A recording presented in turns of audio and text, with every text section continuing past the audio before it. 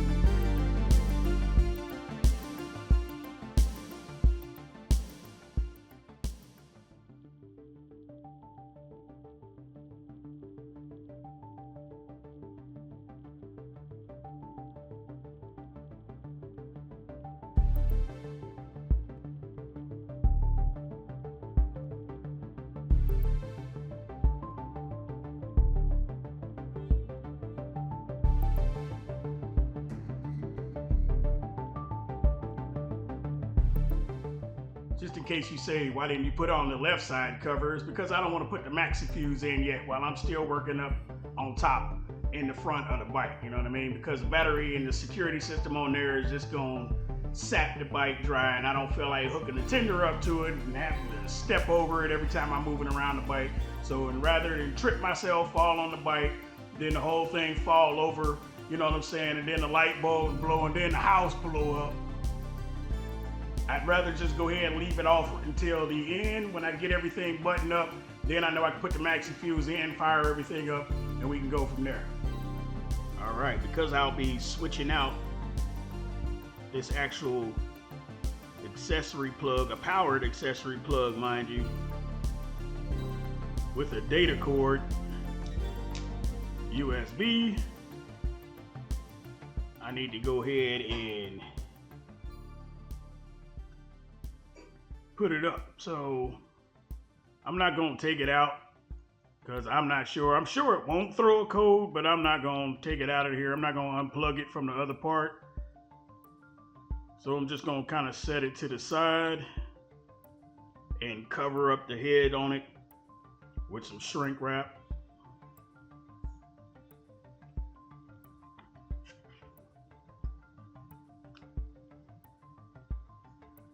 But let's see, this shrink wrap that I got right here is obviously not going to be enough, so let me grab something else. Got some shrink wrap by New Concepts. Go over things like this. I don't expect it to be nothing permanent on here, because if I ever get rid of the bike, then the plug will be here and ready to use and plug back in. I'll keep this receptacle here. If you do find yourself taking this wire out and you lose it or something like that, or you throw it away by mistake, that's your part number right there. It's $14.95 plus tax piece at Harley. So it's 692-00248. The Charlie is not needed. So just 629-00248.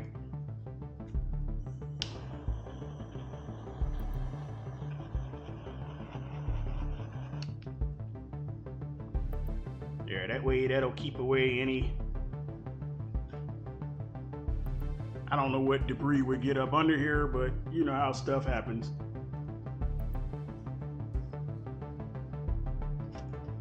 Tuck that away right there. That way it's still in there and out of the way. The other is for the plug. So let me see if I can go ahead and take this out of here. There we go. Put that back in. Save that. Because chances is you're going to need it for something else, or somebody you know is going to need it, and it's going to be superseded or obsolete through Harley, and then you got to go through Amazon, and who wants to do all that?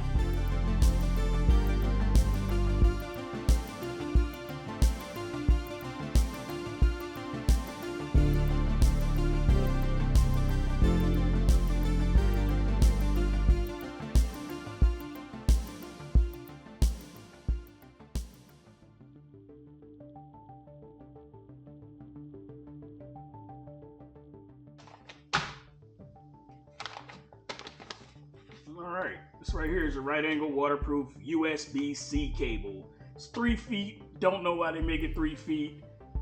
You're never going to use anything longer than maybe 15, 16 inches of length. When it comes to your, well, I can see why they do it. If you put it in your amplifier in a tour pack or something like that, and you need to run it to some, I don't know. Either way it goes, I don't need 3 feet of it, so I'm going to have to bind it up. But this is what I'm using. This is what takes the place of this. So, kind of see the same concept there. Not to mention this screws on, so as you're riding along the road, you don't have to worry about when you hit a bump, this says boop boop. Then you gotta plug it back in when you get a chance, and then you hit another bump, boop boop. So yeah. I changed my mind. Instead of using that port right there where the auxiliary cigarette lighter is for most bikes, I'm gonna leave it there. I think I'm gonna go up at the top of the fairing to the left of the fuel gauge. I mean, it has a better cap on there. I can screw it on there so if it rains, I don't have to worry about it getting wet or anything like that. Plus, it's more of a direct run right into the cabin where the amp will be on the amp rack. So I think I'm gonna do it that way. I just came up with that while I was actually speaking to y'all and taking that Type-C cord out. That's how quick things can change.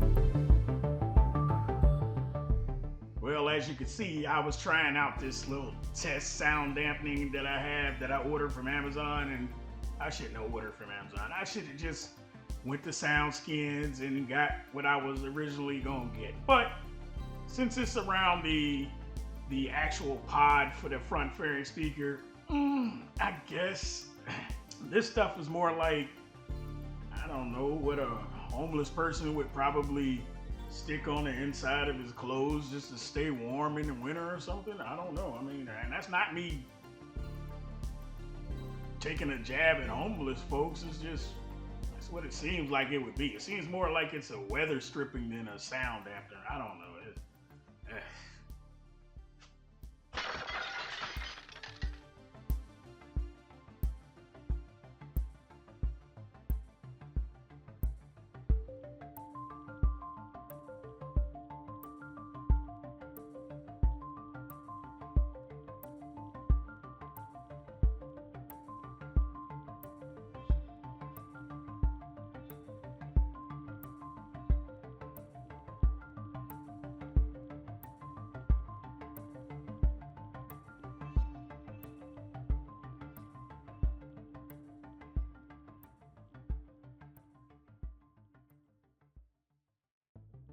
Okay, I gotta admit, when you don't buy it straight from Harley and you get an aftermarket version, sometimes you get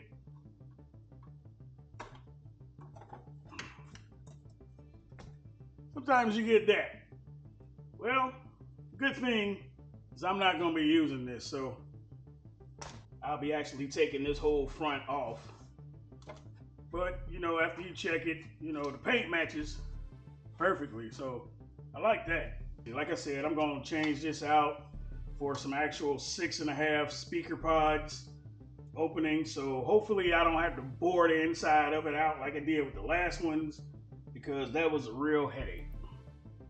This right here is the pod to put the 6.5 in. Only thing is that this inevitably gets in the way, which means you might, or I might have to end up cutting this part of it out, which opens up and kind of turns that mid-bass speaker into a mid-range.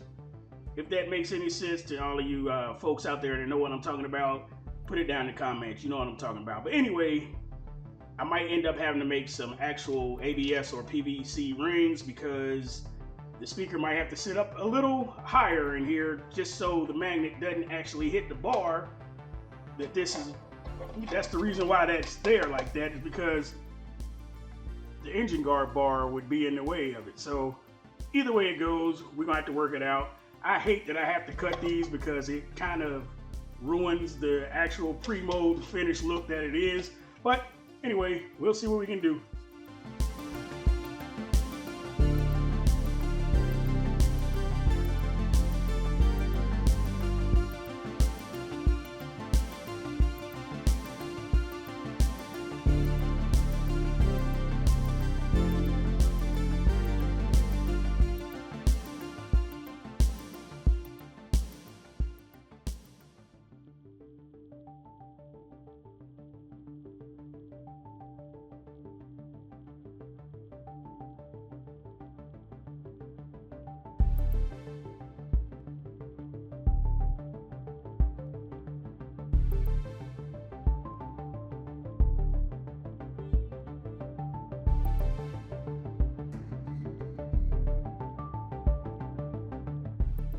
Now, because this isn't a Harley piece, I gotta take either this whole shield out, or I have to trim it.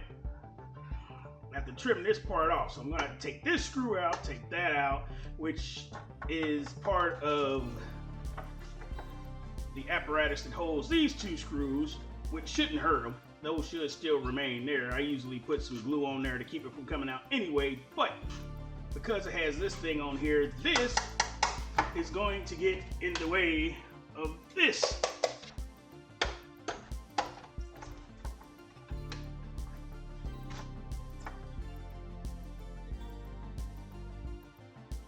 But I'm gonna go ahead and work with it because it isn't a Harley product. These are aftermarket Amazon specials. But because I like that the paint matches, I'm gonna go ahead and deal with it. So I'm not gonna even act like this is a problem. I'm gonna just act like it's part of the process.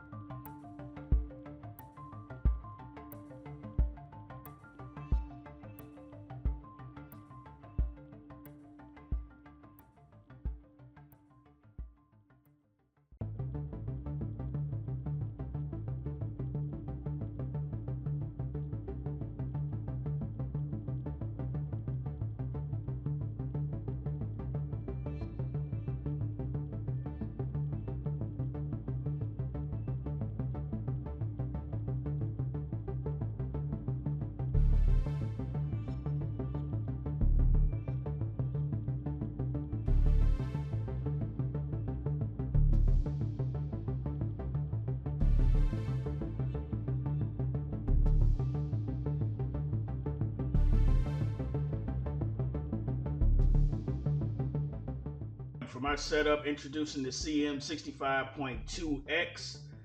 These are 6.5 speakers, and since I have the pod right here, I'm just gonna test and see if they actually fit. Ah, look at that! It drops right in. The magnet is not huge or anything. That's cool. Cool. So what I'll do is I'll just go ahead and order some grills to also go over that. But there's also one thing that I just remembered right now. This opening right here that you see my fingertip coming through. That opening right there is going to be the most not confusing, but the most frustrating thing that you could ever think about. Because in order to put, just dropping stuff, in order to put this back on, which goes on the outside of the fairing, on the other side, like so, you gotta go through this hole, all the way through into this little pinch bolt that they already got here. I guess it's a pinch nut, I don't know. Anyway, you gotta make sure that you have this screw and that it doesn't fall out of this here, of your socket. And you gotta go through this hole, hoping that that screw or that bolt doesn't come out. And here's the next headache. Look at that. In my case, I don't have a longer extension that'll fit into this smaller socket head. So I got the adapter on there which doesn't go through, which means now I gotta make this hole larger in order to do so. And unless you just have the best luck in the world, when you go to put that bolt in there, you're gonna drop that screw. That screw's gonna fall out, then you have to kind of manipulate this thing loose, get the screw, put it back on there. But one thing you can do is actually put you like some axle grease or something like here, and it'll hold that screw in there. So when you actually go through there and find purchase in the hole, you can actually screw it in and tighten it. So let's find out what headache that's gonna put me through, because last time I threw a hammer across the garage, and in that garage it was a smaller garage then, so yeah.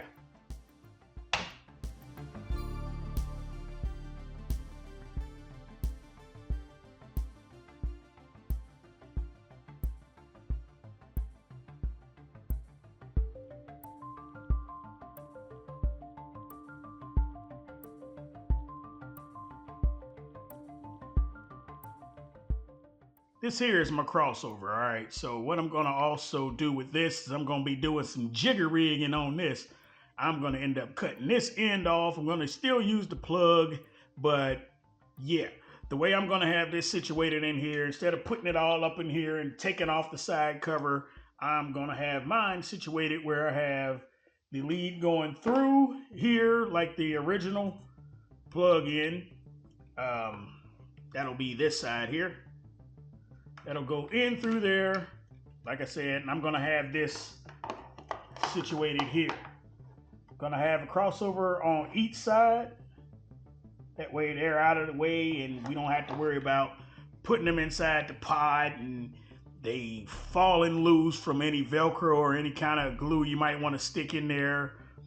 Roll vibrations that'll get them all, and they knock down behind the mid-range speaker and, you know, just ugly. So if you ever had to replace the speaker and you look at it and you see this thing in there just sitting any kind of way in there, nah. So we're gonna have it at least affixed to the fairing, I guess you would say kind of like a fairing firewall. Either way, that's what we're gonna do. Alrighty, after getting the front plate back on there, which was very aggravating, which is why I didn't record it, because you had to get these little bitty screws in there from last time. Like I said, when you took out of there, you got to put them back in, and then you got to make sure that they line up with the holes, and it's just aggravating, but it can be done. Just a little patience. And right now today I'm like having no patience because the sun is out and the weather feels good and I'm stuck in here hooking this up.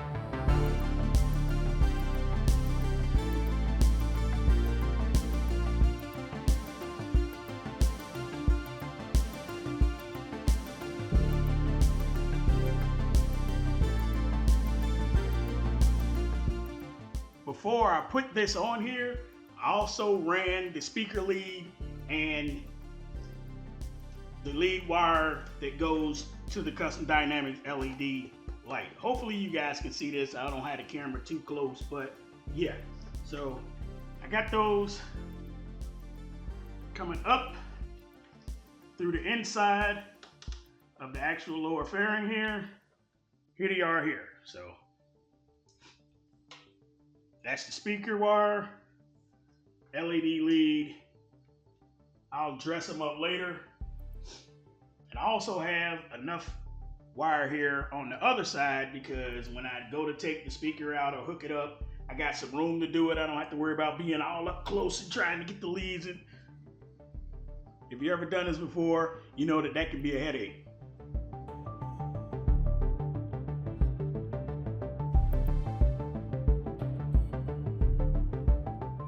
Okay, I don't know if I remember telling you guys about how you had to put that little bolt in through the other side just to get it to line up with this in order to keep the back lid on here for that lower fairing.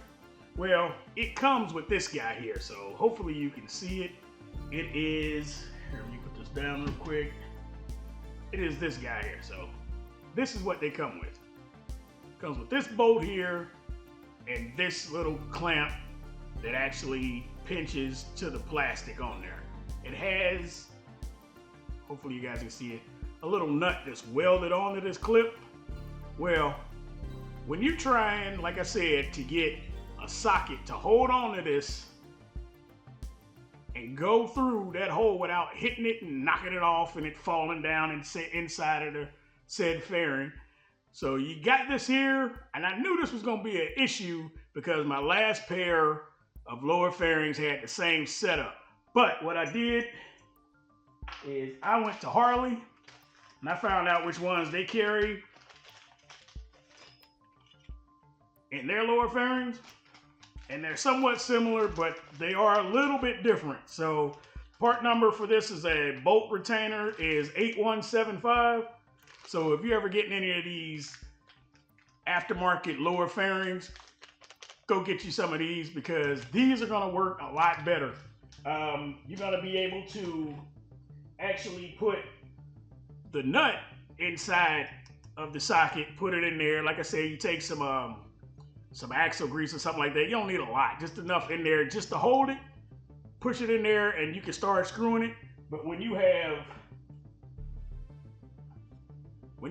this, you have a lot more room for it to fall out, and the weight of it is just weird and it won't stay in there. And trust me, if you don't do it this way, you're gonna live through that headache, and I won't care because I told you.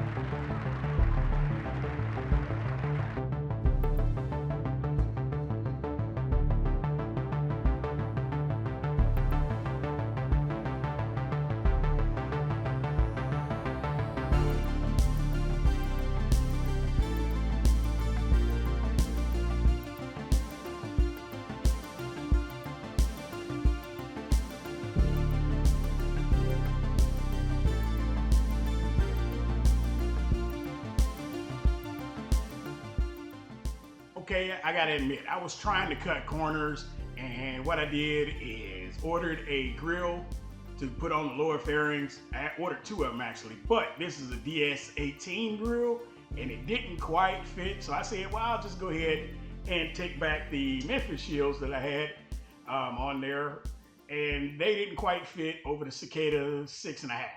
So I had to order some grills from Cicada. Didn't cost much, but the fact was is I didn't have them on hand, so I'm gonna wait for them to come in so I can cover the speakers on the lower fairings up. So I'm gonna go ahead, and I know I went ahead and put the speakers in on the other side. I didn't go through the details of how I hooked it up. I'll go through that on this side, because in order to run those, I believe in series, or is it parallel? I don't know. I have to go back and look. But you have to make sure, I have to make sure that that amp goes to 4 ohm. So I'll be running 4 ohm out of the front first 2 channels, and I'll be running 2 ohm out of the 3 and 4. So either way, it worked for me. You can hook 2 ohm speakers up and remain at 2 ohms. Just not a thing. I wish it was. That would be a little more power, but hey, I'm happy with it.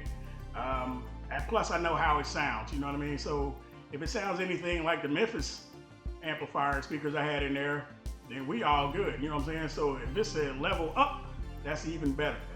So let me go ahead and continue. I'm getting ready to put the left side, the actual clutch side speakers in, and I'll show you how I'm wiring those. So let's go. Boy, I really got a lot of scratches on my tank. And I know what it comes from. It comes from actual jackets that I may have on. It might have a zipper on it. And when that zipper hits this metal tank, I already know what it is because I hear it when it happens. Anyway, Cicada Audio 6.5 CM65.2X 2 ohm speaker. All right, so we got a 2 ohm speaker. I'm running 2 on each side, in the top part of the fairing and in the lower fairing. All right, what you want to do, get out my trusty piece of paper here. You're starting at your amp with a line that comes down, going into your positive on your first speaker. And guys, here, let me get this out of the way for you, because I know how we think. Okay, now, all right, so we started our amp with a line. We go down to our positive on this 2 ohm speaker, all right? Then we go from our negative down to the positive on the other 2 ohm speaker. The negative here runs all the way back to your amp, so it doesn't go back to your negative on the speaker. It goes all the way back to your amp. That way you're completing a series. Boom, boom, and through. All right. With this being the 2 ohms, 2 ohm speakers, if I ran it like positive to positive and negative to negative, you would be cutting it down to a 1 ohm, to 1 ohms. Anyway, and the amp is not 1 ohm stable. It's not a mono amp. It's an actual full range 4-channel amp. So in putting it into 1 ohm, you're just gonna burn that amp up real fast, or you're gonna tear up the speakers, because they're gonna be looking for a mono channel, and 6.5 in this case are not made for a mono channel signal that you would send to a subwoofer. All right, so this right here with these 2 ohm speakers, the way I got it wired up, it's gonna bring me back to 4 ohms at the amp. So that's good. Most vehicle amplifiers, car, boat, motorcycle, are all 4 ohm stable amplifiers for the most case. I've never seen an 8 ohm. I guess it could be an 8 ohm stable, but I've never seen an 8 ohm amplifier unless it had something to do with like in-home cosmetics. I don't know, but you don't want to go any lower than what that amp is useful for, or what that speaker is useful for. So if this would have said a 1 ohm suitable speaker, then yeah, I would have hooked it positive to positive and went negative to everything else. But like I said, I'm rambling. Let me go ahead, get this one put in. And remember, I don't know if I told you guys in the last video, or maybe the last section of this video, remember, you can cut the plastic out of here in order, it's not gonna reach all the way up, but it's got the forks on there. So if you're trying to put it, see how close they are to the edge?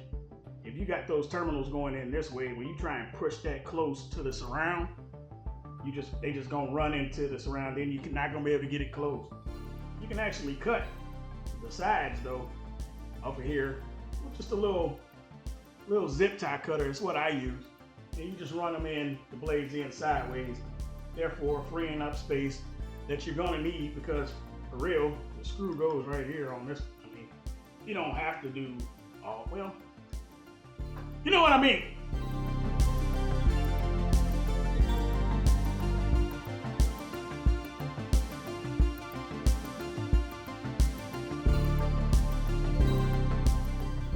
I only put the screws in about 3/4 of the way because I got to take them back out, and I don't want to ruin the plastic inside. So once I get the grills put on there, I take them out, put the screws back in there, and push them all, not push them, but screw them all the way in so they have final purchase and they hold tight, and you'll be good to go.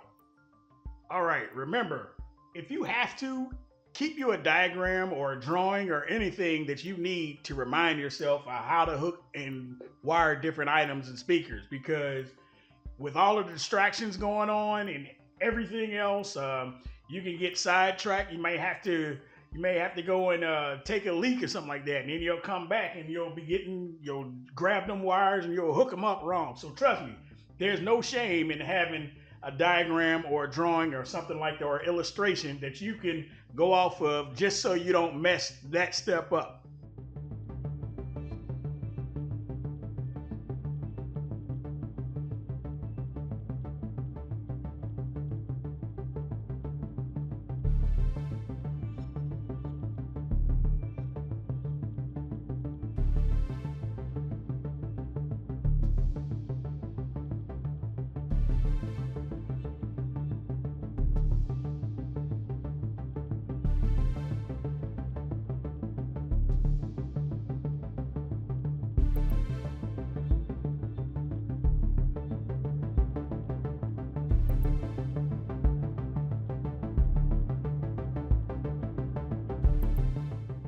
Now, eventually, you're going to want to make sure that those speakers are hooked up the way they're supposed to be hooked up.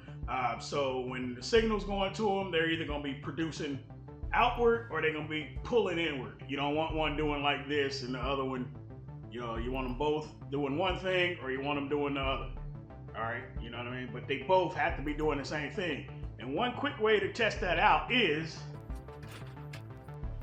with a polarity tester towards the end of your wiring hookup. So that'll come in later, but the best way to do it when you're in the middle of wiring to make sure everything is this way.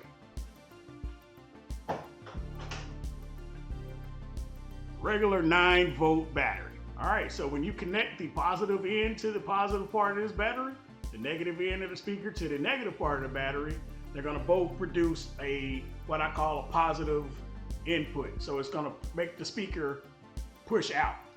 You turn it around, you put the positive, say on the negative, and the negative on the positive, it's gonna pull the speaker in. In my case, I don't want the speakers pulling in. I want them pushing out, all right? So I'll show you what that means here. Alrighty, in this case, you're gonna listen for the sound, and I'll show you the example of it.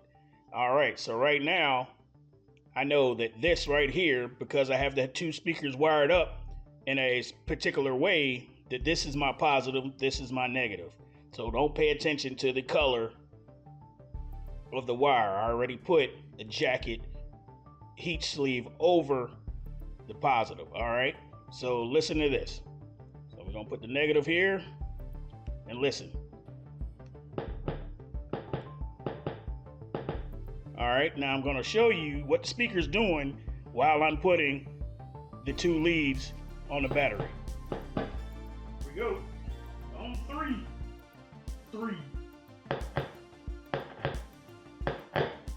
See that? Now if I reverse the battery, put it on different polarity, watch how the speaker pulls in.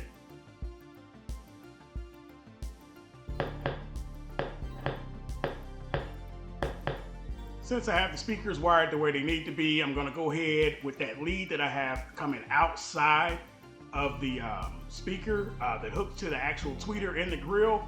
This guy here hooks into that plug. We're gonna go ahead and put those in, and as long as everything is good, well, we know the polarity is good. I just showed you guys. The front of the bike, as far as the front fairing, will be complete until I can get the radio and the harness back in there and everything else and do some wire management, of course, because you don't have a lot of room to do a lot of wire management with the road glide or the street glide setup. So you got to be very particular on where you placing the different wires, harnesses, and leads in there, because once you crunch that headlight back in there, you're gonna compress all of those different wires and cables and everything. So let's go ahead and get this part done.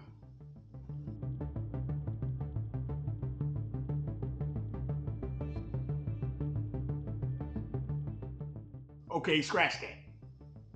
The grills are not going in yet. For the simple fact that when I put the actual front fairing back on, the shark nose back onto the bike, I have to actually put a bolt in to hold it on there through where it's underneath where the speaker grill is. So sorry, I forgot about that part. Like I said, this is my first motorcycle. Hey, I still saw that. So the grills will get put on later. Mistakes happen. This part, I mean, it wasn't a mistake. I mean, I caught myself.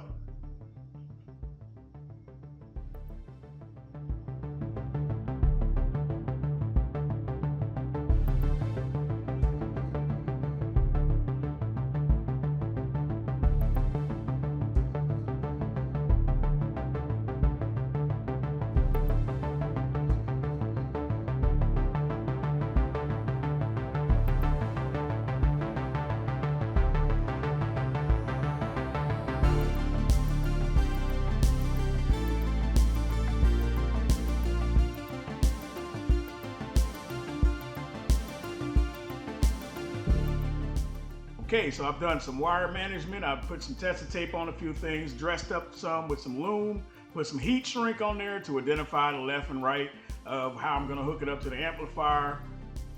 The next video, what I'll be doing is actually introducing the amplifier to that tray and getting those wires and different speaker leads hooked up as far as the power, ground, and remote. Get that hooked up on there as well. Then I gotta do some wire management again, because I also have to introduce the actual harness that hooks into the boom audio radio. So you have to excuse my voice. Feel like I'm coming down with a little seasonal cold or something. It might be allergies. Either way. And yeah, the T-harness that I'm gonna have to introduce onto the boom audio radio was provided by Cicada. If I remember, I'll put the link down in the description and we'll go from there. I didn't mean for this video to be that long. I don't know, it might not be long. I don't know. I'm getting kind of better at actually editing and not just running along with a whole bunch of stuff and footage. Other than that, I appreciate you guys coming back. Remember to hit that like, share, subscribe, comment down below. And if you like what I'm doing here, if I bring some entertainment value to you or just something to have on in the background while you're doing your taxes, that's cool too. I appreciate you letting the video play all the way through. Hit that like I said, subscribe to it. I think it's a notification bell somewhere to the left or right. I don't know. Either way, I'll see y'all in the next video. Aight then, peace.